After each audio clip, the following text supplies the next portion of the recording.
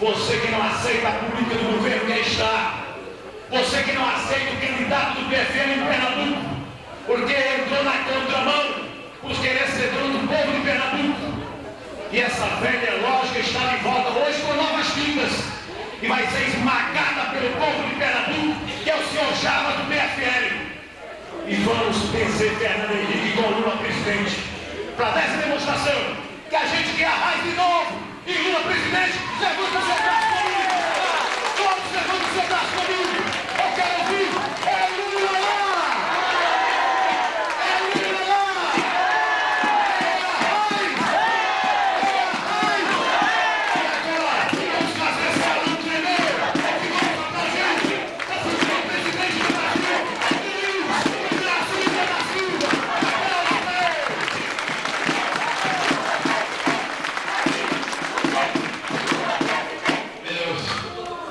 Companheiros e companheiras advogados de caseiro, companheira prefeita, vice-prefeito, companheiros sindicalistas, companheiros deputados, meus companheiros e minhas companheiras. Eu queria começar a minha fala agradecendo a um homem dessa cidade, ao bispo dessa cidade, que há muito tempo tem tido um comportamento de solidariedade ao povo oprimido desse Nordeste. E as declarações do Dom Francisco, do Congresso,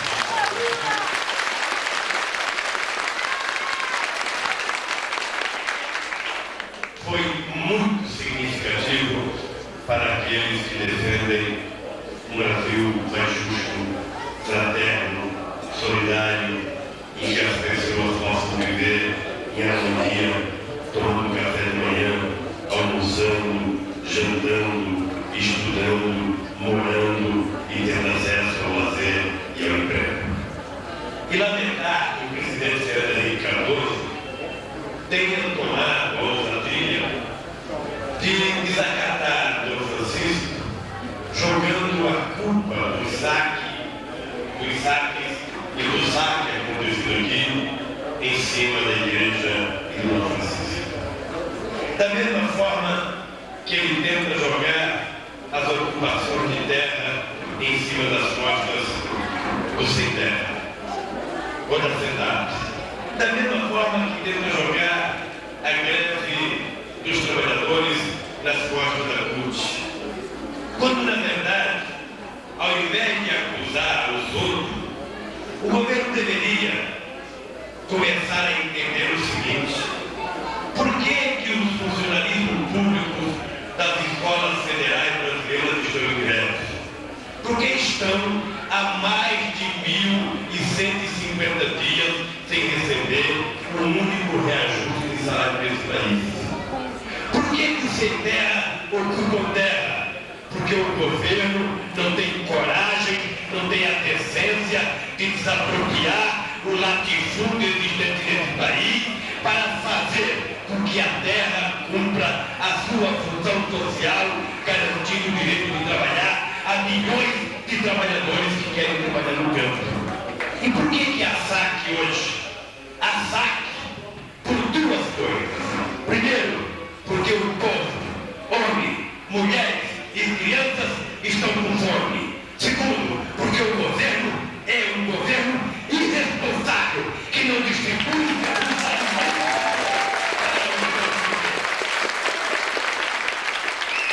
Enquanto aqui no Nordeste eles dizem que está faltando alimento para distribuir, se dando ao luxo de dizer: essa cidade pode receber, aquela não pode. Aquele faminto pode receber, aquele não pode. Não tem critério técnico. O critério é de justiça social. O critério é humanitário. Quando o cidadão está com fome, a fome tem que ser exterminada e a única forma é da comida. Se não tem alimento nos armazéns, aqui nas cidades, no sul, no sudeste e no centro-oeste, nos armazéns do governo, o feijão, o milho e outros produtos estão estragando. Portanto, é trazer para cá e saciar o desejo do povo, que é o de tomar café, almoçar e jantar. E não uma cesta básica com 5 quilos de arroz, 2 quilos de macarrão, porque não tem mais feijão. 2 quilos de fubá. E o feijão não tem, e quando tem é tão ruim, o povo nem quer mais. Eu estou levando 1 quilo, eu peguei 1 quilo lá em Quixarubi, no Ceará, estou levando lá para São Paulo para fazer um teste. Porque a mulher disse que se colocar um prego e o feijão na panela para cozinhar, o prego vai derreter primeiro do que o feijão.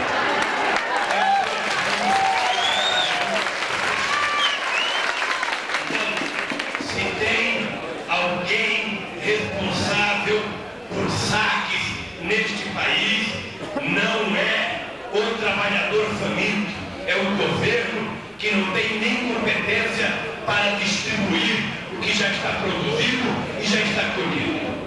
Em segundo lugar, é importante, e aqui vale para a juventude, apesar de que eu sou paulino interessante,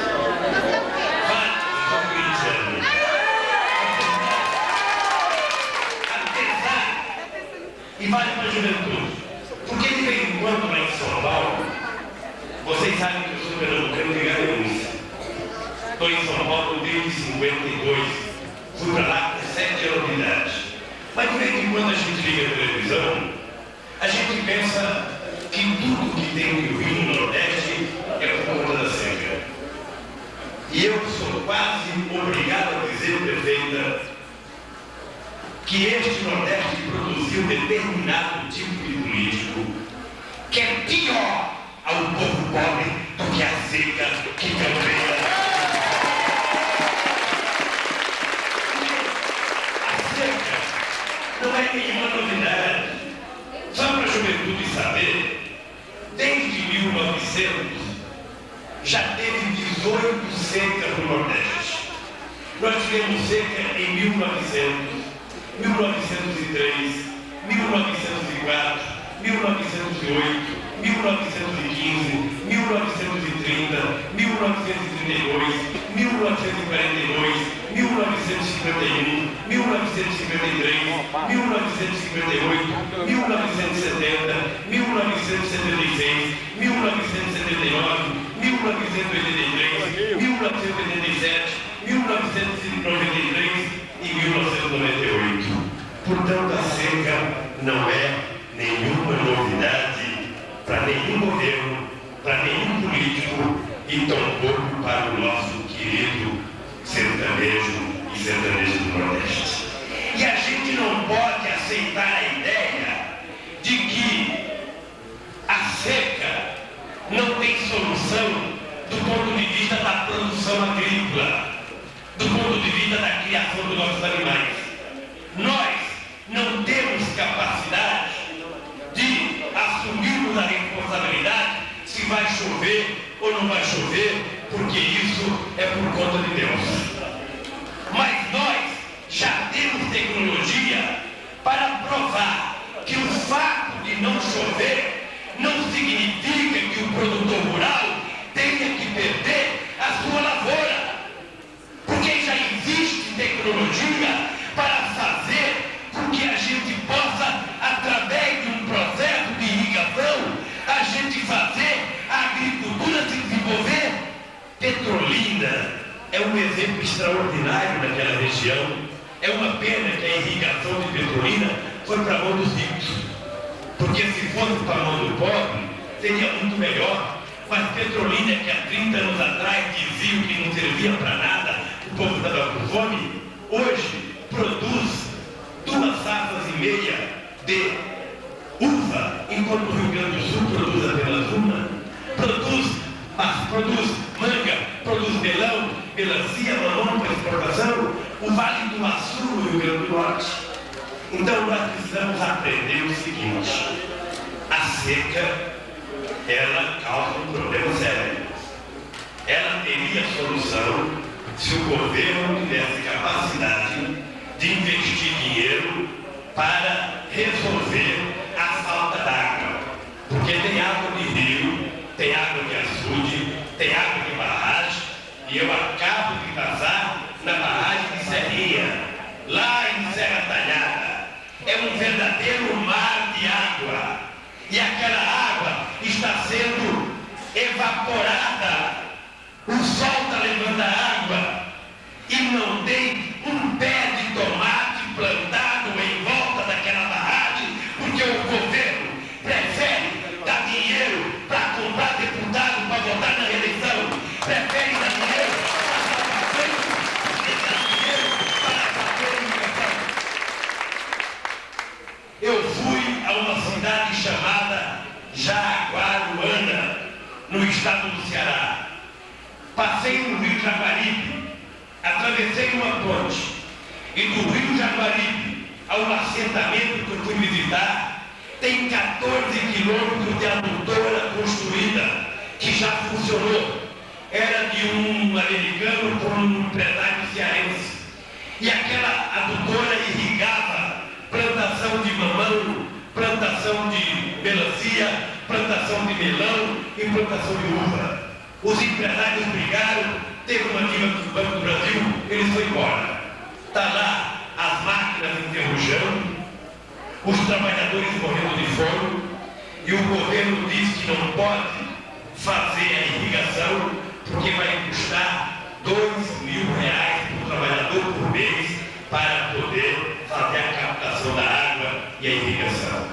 Olha, o que é R$ 2.000 por trabalhador produzir o que comer, se o governo pagou R$ 400.000 por deputado fortaleza na reforma da Previdência Social?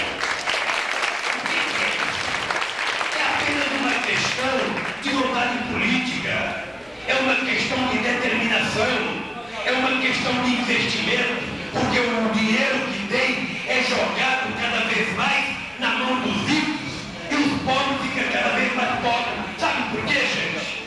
Eu vou dizer por quê. É porque eles sabem que o dia que o povo, todo brasileiro, tomar café de manhã, almoçar e jantar todo dia, o povo não vai mais vender o seu voto a troco de uma cesta básica, como eles costumam comprar. Lamentavelmente, a fome não leva o homem à revolução. A fome leva o homem à submissão. Uma pessoa com fome não tem nenhuma força para brigar. E aí aparecem os 9 quilos de alimento, os 10 quilos de alimento, sabe? Os 5 quilos de alimento. Porque muitas vezes o desespero faz a gente fraquejar na primeira investida que eles dão em cima da gente. Portanto, eu estou fazendo essa visita no Nordeste, primeiro, para desafiar o governo. O Fernando Henrique Cardoso não tinha vindo ainda ver a seca. Foi eu que decidi que ia para o Ceará. Eu cheguei às 2 horas da manhã, ele chegou às 10 da manhã. Ele não foi a Roraima quando pegou fogo. Eu fui a Roraima, ele chegou atrás. Aí o jornalista perguntou para mim: ô Lula, você está competindo com o Fernando Henrique Cardoso? Eu falei: não. Agora, se todo lugar que eu for, ele for atrás, ele está desgraçado. Porque aí ele vai conhecer o Brasil. Porque por enquanto ele conhece Paris, Roma, Pequim.